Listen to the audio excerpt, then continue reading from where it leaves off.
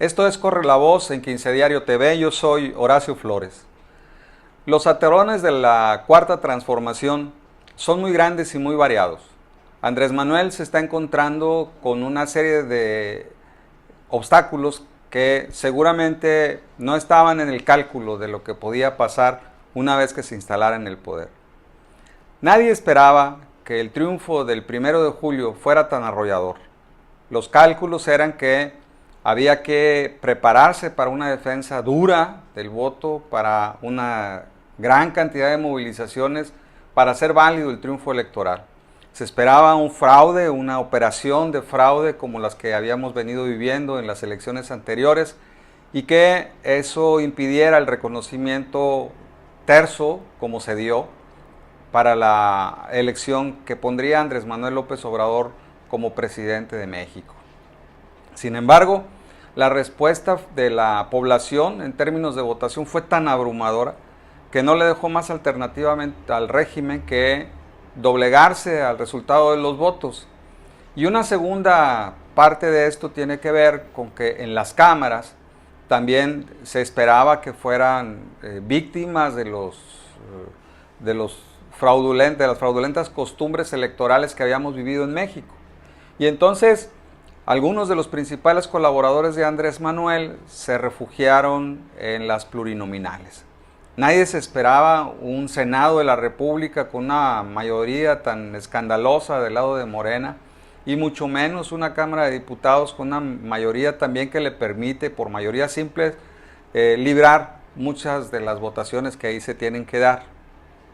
Estas combinaciones propusieron entonces para Andrés Manuel que pues muchos de los cuadros que habían buscado refugio en las plurinominales, pues ahora tendrían que renunciar a la Cámara de Diputados o a la Cámara de Senadores para integrarse al equipo de trabajo del nuevo gabinete. Y en la composición del nuevo gabinete, Andrés Manuel empieza a colocar a una serie de cuadros que estaban garantizados en el ejercicio del poder, primero porque iban a formar parte de alguna de las cámaras, ¿no? Pero la otra parte es que ninguno de ellos era emergente de Morena propiamente. Los cuadros que venían de la organización partidaria eran muy pocos. Y entonces Andrés Manuel empieza a hacer una especie de equilibrios que tienen que ver con poner a personajes incluso que se vincularon con las campañas de denostación que se hicieron en el pasado en su contra, y los coloca en puestos claves, en puestos estratégicos, en puestos muy importantes en el gabinete.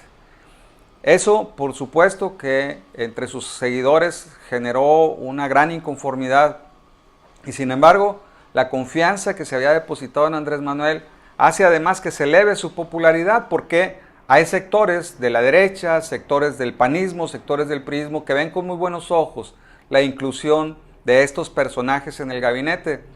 Y por el otro lado, pues no disminuye su presencia entre la militancia de Morena, porque pues es una militancia entregada a la dirigencia de Andrés Manuel López Obrador.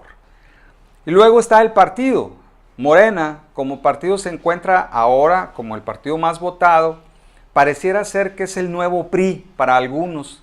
Están pensando que en las próximas elecciones Morena es la marca con la que podrían identificarse, sobre todo si el desempeño, como se ha venido dando, de Andrés Manuel se mantiene dentro de la línea de la rectitud, la congruencia y la honestidad, sobre todo la honestidad.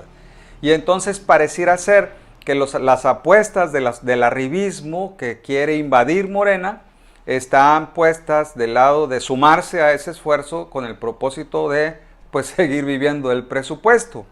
El gran dilema que tiene además Morena es que en los puestos estatales, los coordinadores que han puesto al frente de ellos están empeñados en ver primero sus candidaturas y las posibilidades que tienen para el 2021 antes que atender las necesidades de la Cuarta Transformación.